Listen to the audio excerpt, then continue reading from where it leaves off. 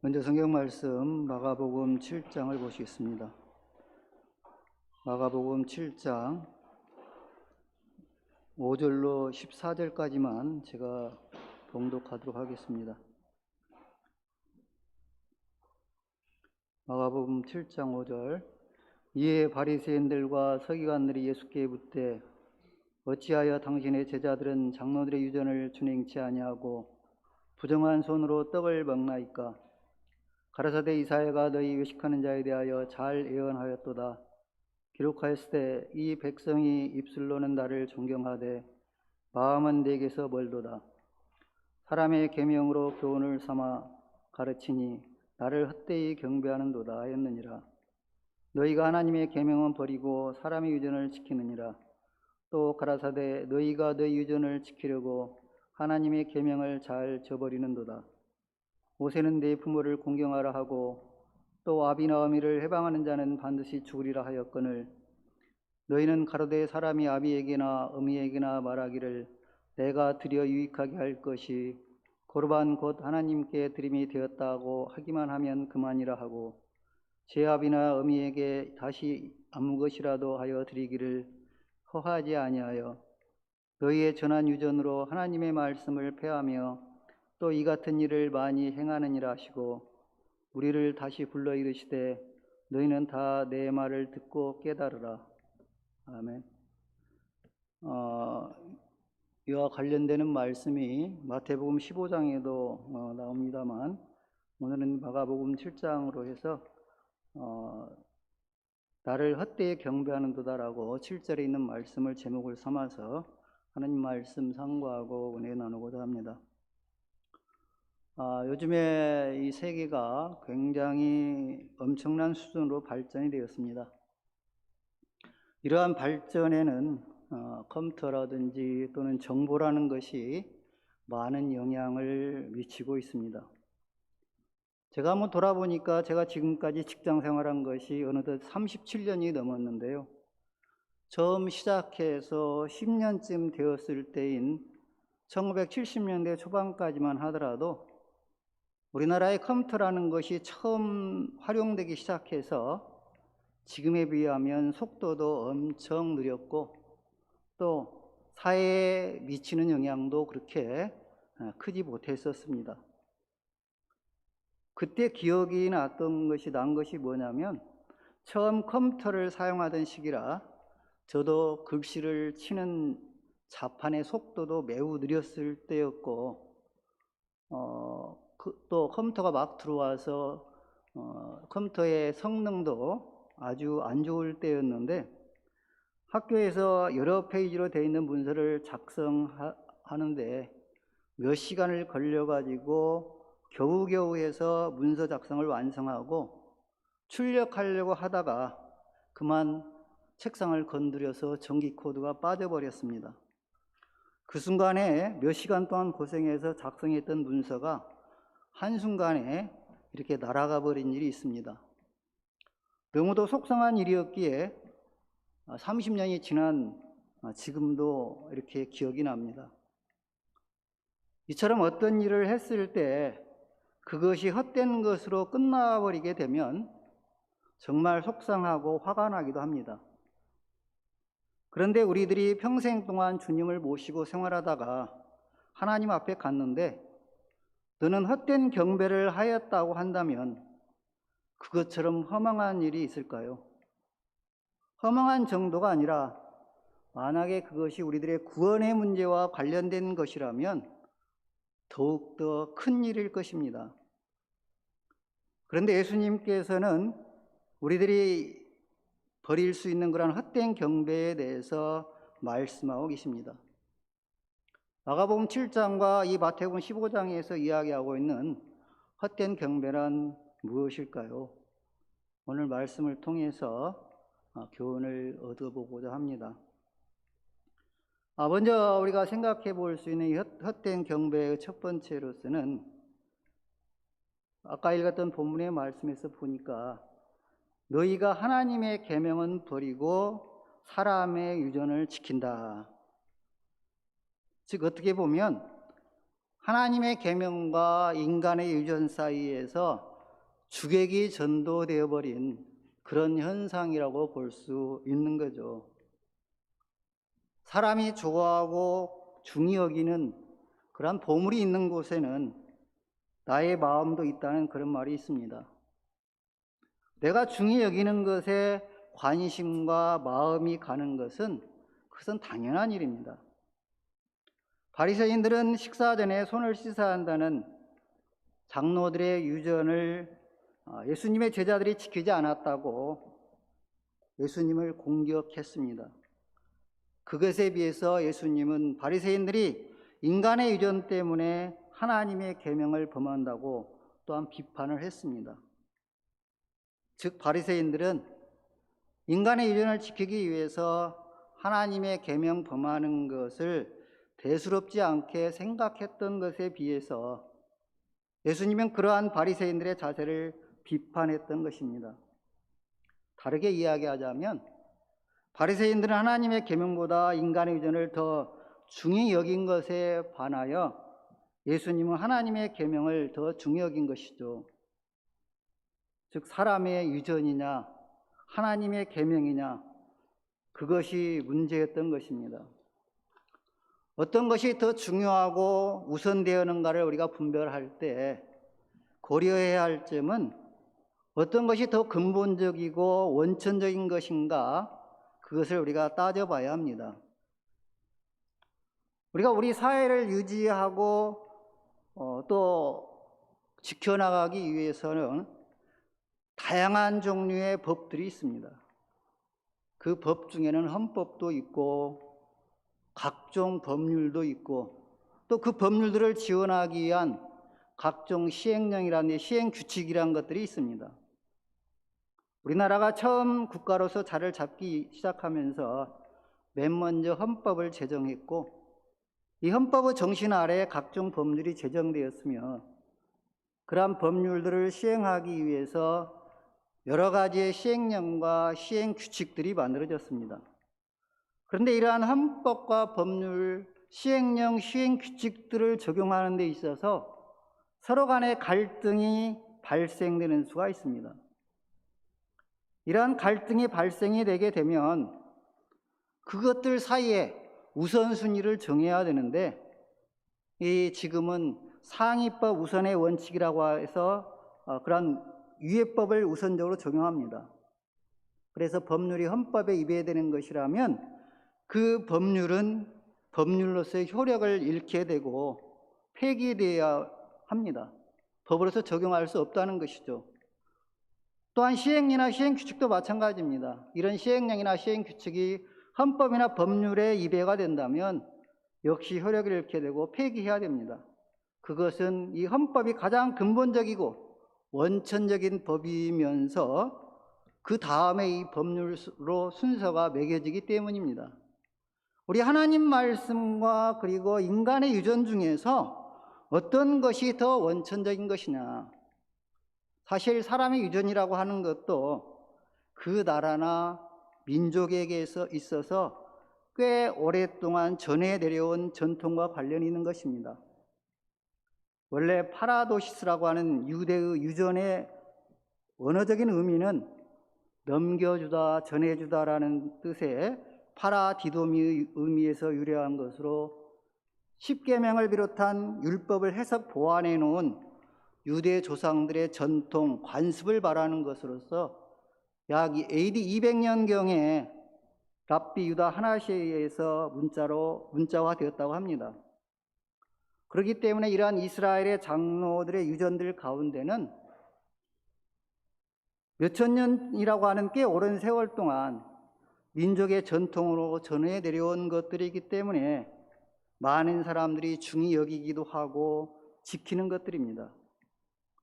그러나 그처럼 오래된 민족의 전통이라 할지라도 인간이 제정하고 만들어 놓은 것은 온전하거나 절대적인 것이 못 됩니다. 그것은 인간이 불완전하고 또 뭔가 부족한 그러한 존재이기 때문입니다. 불완전한 존재가 만든 제도나 사상 등의 것들은 온전하거나 완전하지 못합니다. 그러나 하나님은 완전한 분입니다. 완전한 존재의 판단과 생각과 말씀과 사상 등은 절대적이고 완전한 것입니다. 따라서 인간의 유전보다는 영원히 변하지 않는 하나님의 율법을 지켜야 하는 것입니다.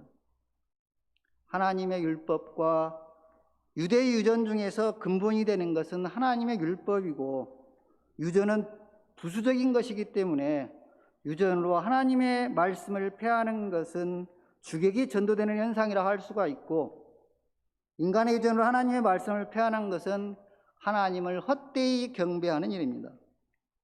하나님을 경배하는 것은 물론 믿는 사람의 마땅한 도리입니다. 그러나 아무리 열심히 하나님을 경배한다고 하더라도 그 방법이 인간의 생각과 유전에 따라서 하나님의 말씀을 변질시키고 폐한 것이라면 그것은 헛된 경배일 뿐입니다. 요즘 많은 교회들이 세례를 베풀 때 자신들의 생각과 판단에 따라서 정례, 살례 등을 실시하고 있습니다. 과연 하나님께서는 그러한 경배를 인정하고 좋아하실까요? 아마도 그것은 헛된 경배일 것입니다. 그런데 우리가 여기서 한 걸음 더 나아가서 생각해 봐야 할 점은, 이런 인간의 유전과 하나님의 계명 사이에서 선택만을 잘못할 뿐만 아니라 그 잘못된 선택을 합리화해서 자신의 잘못을 합리화시키는 그것이 더욱더 문제가 될 수도 있습니다.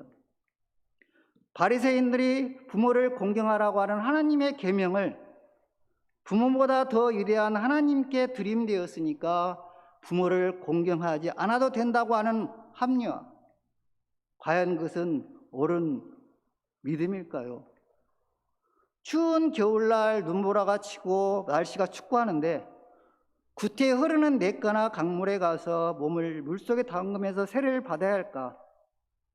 춥지 않고 편안한 실내에서 세례를 받는 것이 그 세례받는 사람을 더 행복하게 하고 좋은 일이다 하는 식으로 합리화하는 것, 이것도 더 문제가 됩니다. 비록 유전과는 다르다 할지라도 우리가 하나님의 말씀을 어기는 것을 합리화시키는 나의 습관, 나의 고집, 내 주장이 있다고 한다면 그것도 역시 인간의 유전과 다를 바 없는 잘못된 그런 경배에 속할 수 있습니다. 우리가 사람들이 흔히 자기가 한 일에 대해서는 굉장히 너그러운 그러한 평가를 하고 판단을 하는 것이 일반적인 생각들의 모습입니다. 일반적인 사람들의 생각입니다. 그러다 보니까 자기가 한 일에 대해서는 뭐 그럴 수도 있지 뭐라고 생각할 수가 있다고 하는 겁니다. 그것이 결국 하나님의 말씀을 어기게 하고 하나님의 계명을 지키지 못하게 하는 그러한 요인과 원인이 될 수 있다고 하는 것을 우리는 스스로가 마음속에 명심해야 됩니다. 두 번째, 이 마가복음 7장의 말씀에서의 그러한 잘못된 그러한 경배, 헛된 그러한 경배의 말씀에는 하나님의 말씀을 버리고 순응하지 않는 그러한 경배입니다. 대부분의 믿는 사람들은 하나님의 말씀에 순종하고 순응해야 된다고 합니다. 그래서 하나님의 말씀에 순종하지 않는 사람에 대해서 비난을 많이 합니다. 하나님의 말씀에 순종해야 된다는 생각은 당연히 옳은 생각입니다. 그런데 우리가 어떤 일을 평가하는 데 있어서 그 평가 방법에 보면 상대적인 평가와 절대적인 평가라고 하는 게 있습니다. 절대평가라고 하는 것은 다른 사람이 어떻게 하는 것과 상관없이 마땅히 해야 될 것을 다 했느냐 못했느냐, 하나님께서 우리에게 명하신 것을 그대로 준행했느냐 안 했느냐를 가지고 따져보는 것이 절대적인 평가입니다. 그러나 상대평가는 그러한 것 관계없이 내가 옆 사람과 비교했을 때 내가 옆 사람에 비해서 어떻게 했느냐를 기준으로 삼아서 평가하는 방법이 상대적인 그러한 평가입니다. 그런데 우리가 하나님 말씀을 지키는 데 있어서는 그러한 상대적인 평가가 중요한 것이 아니라 절대적인 그러한 기준의 평가가 돼야 된다고 하는 것입니다. 다른 사람들은 이 정도밖에 지키지 않는데 그래도 나는 그들보다는 더 낫지 않는가, 이렇게 자신을 위로하고 자신을 좋게 평가하는 것은 의미 없는 일이 될 수도 있습니다. 하나님 보시기에 말씀을 조금 어긴 경우나 많이 어긴 경우나 어긴 것은 마찬가지입니다.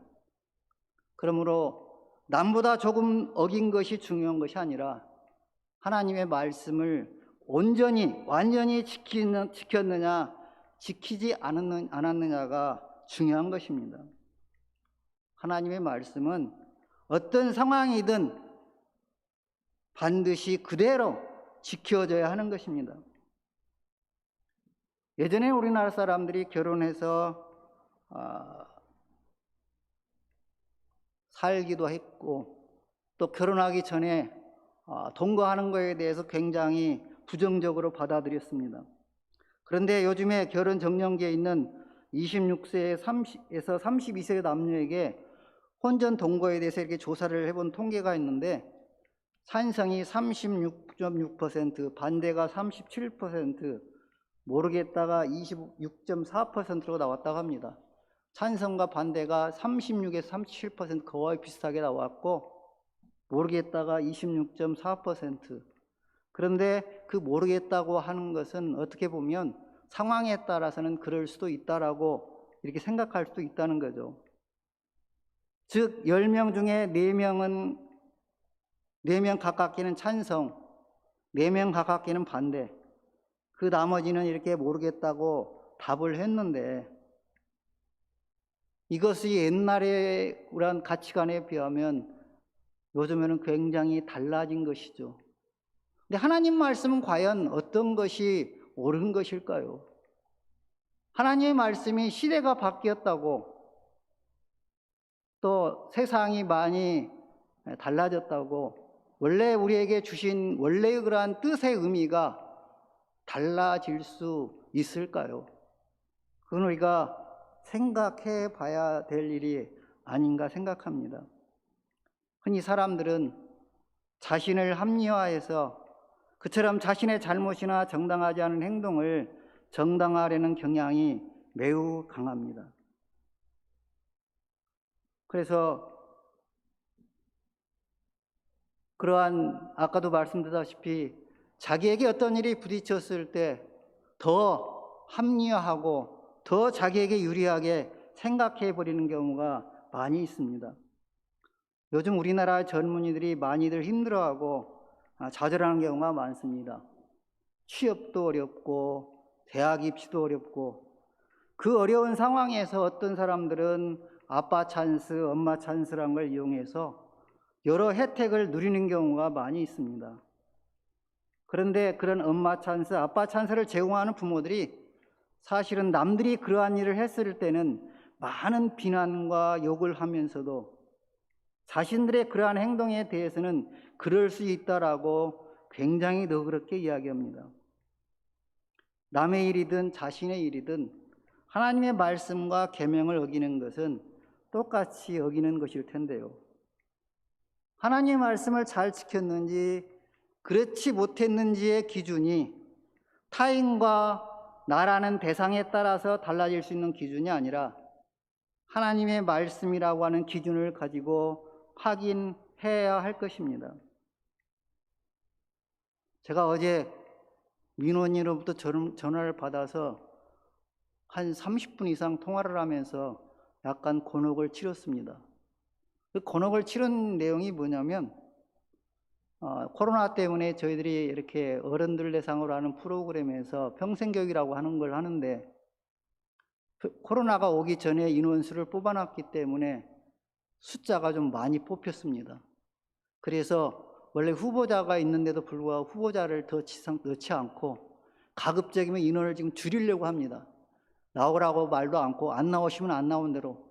왜 그러냐면 거리 두기를 해야 되는데 딱딱딱 붙어 있다 보니까 굉장히 불안하고 걱정스럽습니다. 그래서 이렇게 거리두기에서 받아들이질 않는데, 이제 저와 같이 일하는 저희 직원이 아마 어떤 그 반에 다른 분이 몰래 들어와서 앉았나 봐요. 그러니까 숫자를 줄여야 되는데 몰래 들어와 앉았기 때문에 명단을 확인해 가지고 기어이 내보냈답니다. 이제 제가 그 이야기를 듣긴 들었는데, 저한테 이야기를 해서 듣긴 들었는데, 뭐 그렇게 하기로 했으니까 넘어갔습니다. 근데 이제 어제 저한테 전화가 왔어요. 그래가지고 아마 그 직원한테 안 되니까 그 직원보다는 제가 조금 높다고 생각했는지 저한테 전화를 해가지고 글이 넣어달라는 겁니다. 그런데 후보자도 못 넣고 있는 상황인데, 그분 후보자도 아닌데 넣어달라는 거예요. 그래서 이렇게 해서 안 됩니다라고 이렇게 좋게 부드럽게 말씀을 드렸는데도 그냥 자기 주장만 하면서 룰이 있어도 예외가 없는 규칙이 어디가 있느냐, 내가 이렇게 하면은 내가 봤을 때는 나한테는 이런 특수한 상황이니까 봐줄 수도 있지 않느냐.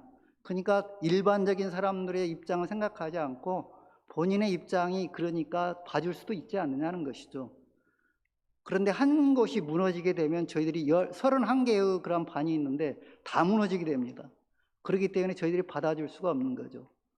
그래서 안 된다고 계속 말씀을 드리고, 가급적이면 이제 민원인이기 때문에 부드럽게 대화를 하려고 하는데도 아주 막무가내예요. 심지어는 나중에 세금으로 그 일을 하는데 왜 당신들이 마음대로 하느냐 뭐 등등 해가지고 사실 많이 화도 났습니다. 그런데 화를 낼 수는 없고 한 40분간을 계속 통화를 하면서 설득하고 나중에는 도저히 안 됐는지 포기하고 이렇게 전화를 끊으면서도 별로 좋은 그러한 말을 하지 않고 이렇게 끊었습니다만은, 사람들이 어쨌든 자기에게 대해서는 더 이렇게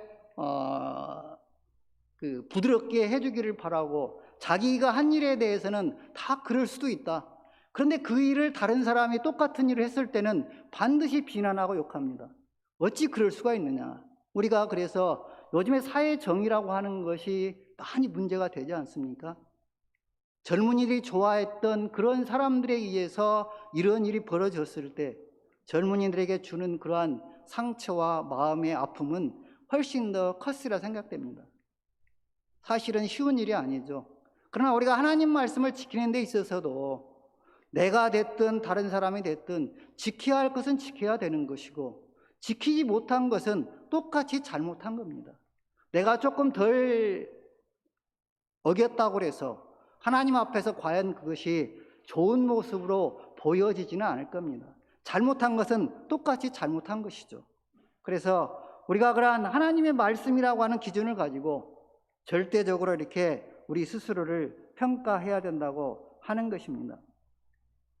사무엘 15장에 보면 잘 아시는 말씀에 하나님의 기름 부음을 받아서 왕이 되었던 사울왕이 하나님으로부터 버림을 받는 장면이 나옵니다. 그 버림을 받는 장면은 바로 하나님께서 사울왕에게 아말렉을 쳐서 그들의 모든 소유를 남기지 말고 진멸하되 남녀와 소아와 젖먹는 아기와 우양과 약대와 나귀를 죽이도록 했습니다.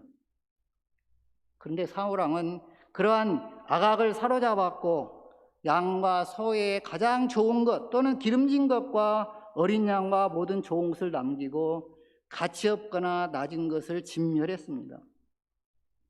자기에게 찾아와서 힐책했던 사무엘에게 이 사울왕은 대답하기를 가장 좋은 것들로 하나님께 제사하기 위해서 양과 소를 취했다고 대답했습니다. 우리 인간적인 생각으로 보면 잘못한 것이 하나도 없을 것처럼 보입니다. 그러나 하나님의 입장에서 보았을 때 하나님께서는 하나님 말씀 그대로 지키고 순종하기를 원하는 것입니다. 우리 인간의 생각에 의해서 변질되고 인간의 생각에 의해서 하나님 말씀이 달라져 버리는 것, 그것을 원치 않는다고 하는 것입니다. 그래서 하나님께서는 천지가 없어지기 전에는 율법의 1.1핵이라도 반드시 없어지지 아닐 것이라고 했고, 또 성경 말씀 외에 더하면 하나님의 성경에 기록된 재앙들을 그에게 더하실 것이고 예언의 말씀에서 제하여 버리면 생명나무 및 거룩한 성의 참여함을 제하여 버릴 것이라고 했습니다. 잘 아시는 바와 마찬가지로 매년 연말이면 그처럼 많은 교회와 사회가 크리스마스로 들썩입니다. 그들은 이야기합니다. 사람들도 생일을 축하하고 기념하는데 우리 인간을 창조하신 예수님의 출생을 축하하고 기념하는 크리스마스가 무엇이 문제냐고. 어떻게 보면 그들의 주장이 그럴듯하게 들립니다. 그러나 하나님의 말씀은 변할 수도 없고 인간의 생각으로 변질시켜서도 안 되는 겁니다. 요한일서 2장 3절로 6절 말씀 하나 보시겠습니다.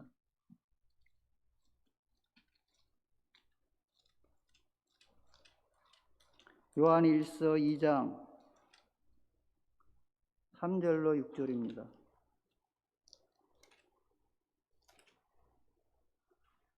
우리가 그 계명을 지키면 이로써 우리가 저를 아는 줄로 알 것이요 저를 아노라 하고 그의 계명을 지키지 아니하는 자는 거짓말하는 자요 진리가 그 속에 있지 아니하되 누구든지 그의 말씀을 지키는 자는 하나님의 사랑이 참으로 그 속에서 온전케 되었나니 이로써 우리가 저 안에 있는 줄을 아노라. 저 안에 거한다 하는 자는 그의 행하시는 대로 자기도 행할지니라. 우리가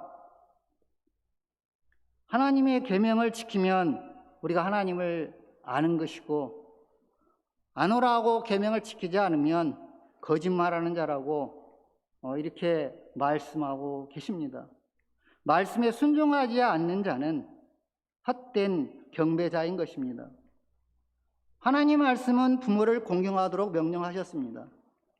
공경하기 위해서는 정신적으로나 물질적으로 도리를 다해야 합니다.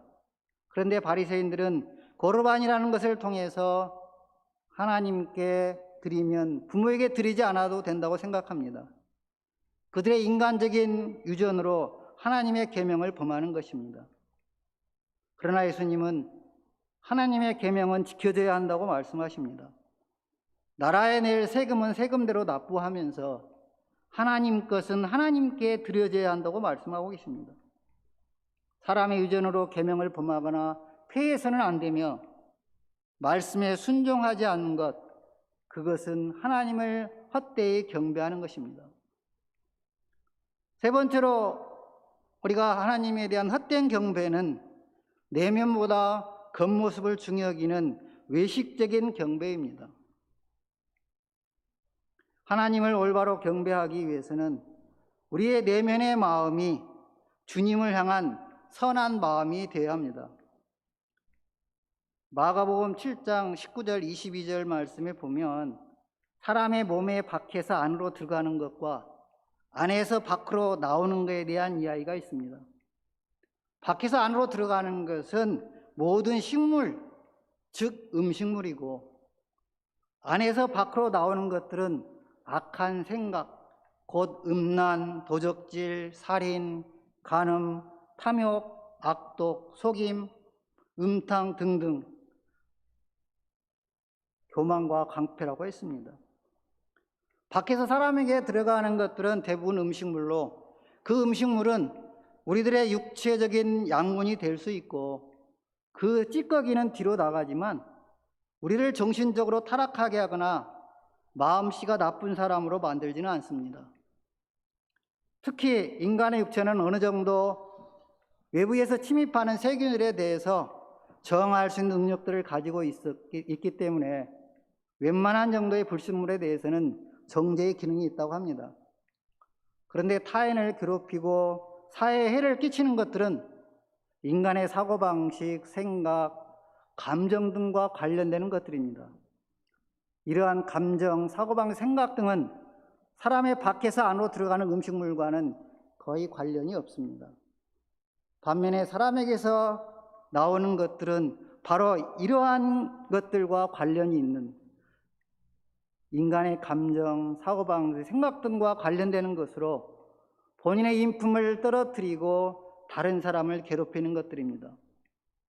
얼마 전에 한 아파트의 경비원이 아파트 입주민의 갑질과 폭력에 고통과 어려움을 당하다가 스스로 목숨을 끊은 아주 안타까운 사건이 있었습니다. 많은 사람들이 갑질과 폭행으로 경비원을 괴롭혔던 그 입주민을 비난하였습니다. 스스로 목숨을 끊은 경비원을 괴롭혔던 입주민이 먹었던 음식물이 좋지 않은 것이었거나 아니면 그 사람이 손을 깨끗하게 씻지 않고 식사를 해왔기에 그런 악한 행동을 한 것은 아니죠. 요즘 사회의 부부들 사이에 이혼이 많이 이루어지고 있습니다. 통계에 의하면 우리나라도 요즘 이혼율이 3쌍의 부부 가운데 1쌍이 헤어진다고 합니다. 사람이 결혼하면 스스로가 분리할 수 없다고 하는 그런 말씀처럼 평생을 같이 하는 것이 바람직합니다. 그럼에도 불구하고 바람직하지 않은 이러한 이혼이 이처럼 많이 이루어지는 이유는 무엇이겠습니까? 그 이유는 육체적, 신체적인 이유라기보다는 흔히 이야기하기를 성격의 차이라고 말합니다. 그런데 이 성격이라고 하는 것을 잘 살펴보면 대부분 마음의 감정과 관련된 것들입니다. 서로 배려하고 양보하기보다는 이기적이고 음란하고 탐욕하고 속임과 교만 등등의 마음에서 나오는 문제입니다. 학교나 사회에서도 많이 이루어지는 따돌림, 왕따 등의 문제도 이런 마음의 문제입니다. 우리 사회, 직장과 인간관계를 힘들게 하고 고통을 주는 이러한 문제들이 마음이 선한 하나님을 향한 그런 마음에서는 일어나지 않습니다. 시편 51편 10절 말씀을 보겠습니다.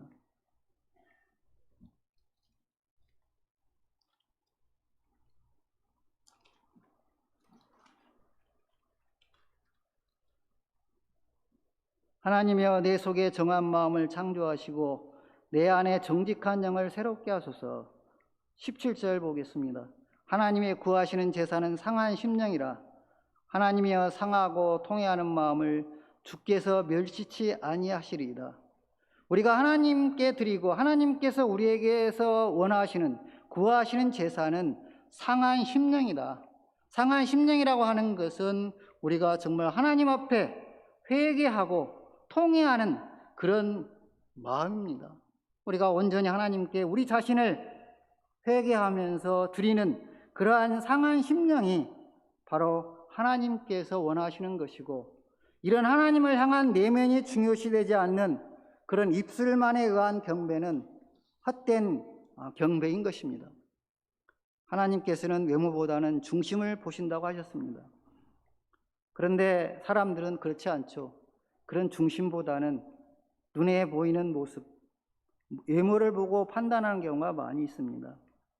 우리들도 마찬가지입니다.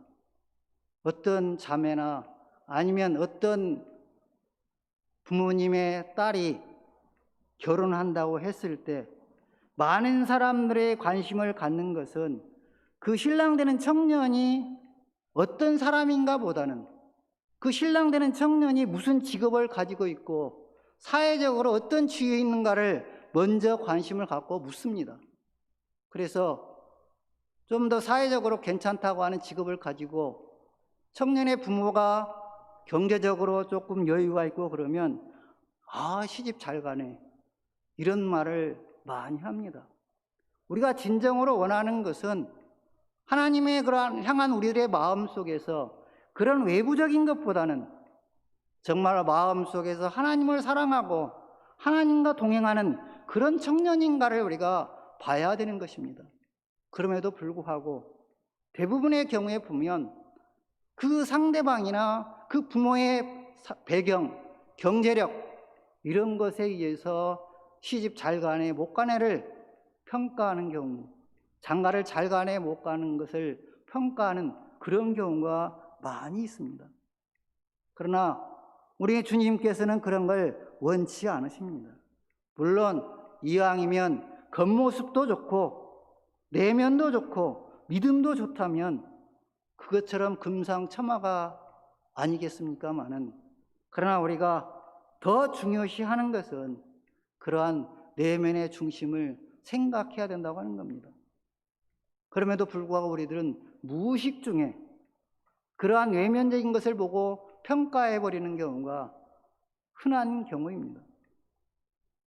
말씀에 순종하지 않았던 사울왕을 버리고 새로운 왕을 선정하기 위해서 하나님은 사무엘을 이새에게 보내서 새로 정한 이에게 기름 부음을 붓도록 했습니다.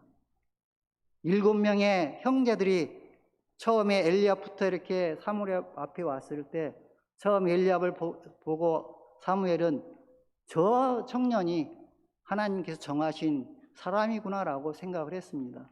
그러나 하나님께서는 용모와 신장을 보지 말고 중심을 보라고 이렇게 말씀하셨고 7명의 청년이 다 지나가도 결국 해당 사람이 없었고 더 이상 아들이 없느냐라고 물었을 때 이새가 막내가 있다고 했습니다. 그 막내를 데리고 오라고 했을 때 결국 다윗이 하나님의 선택을 받은 그런 사람이 되었던 것을 우리는 성경 말씀을 통해서 잘 알고 있습니다. 우리의 마음이 선하게 하고 마음을 하나님께 향하는 그런 마음이 되었을 때 주님께서는 그러한 우리를 축복해 주시고 우리가 주님과 동행할 수 있도록 그런 도움을 많이 주실 거라고 생각이 듭니다. 우리들의 마음 속에서 그러한 겉으로 드러나고 외면적인 그러한 것이 아니라 그래서 외식적인 그러한 우리들의 삶이 아니고 주님 앞에서 정말로 진실된 그러한 모습을 갖도록 하는 것, 그것이 우리가 가져야 할 자세이고 그렇게 되었을 때 그러한 헛된 경배가 아니라 주님께 올바로 드리는 그런 경배의 모습이 될 수 있을 거라고 생각이 듭니다. 주님께서는 인간의 유전을 중요시하지 않고 그처럼 하나님의 말씀을 중요시하도록 했고 하나님의 말씀을 철저히 지키도록 요구하고 계시고 우리의 마음 속에서 그처럼 주님을 향한 그런 선한 마음이 나타나고 그것이 겉으로 표현되기를 원하시고 계십니다. 항상 저도 마찬가지고 주님께 다가갈 수 있도록 더욱더 노력해야만 되겠습니다. 말씀 마치고 찬송 446장 하시겠습니다.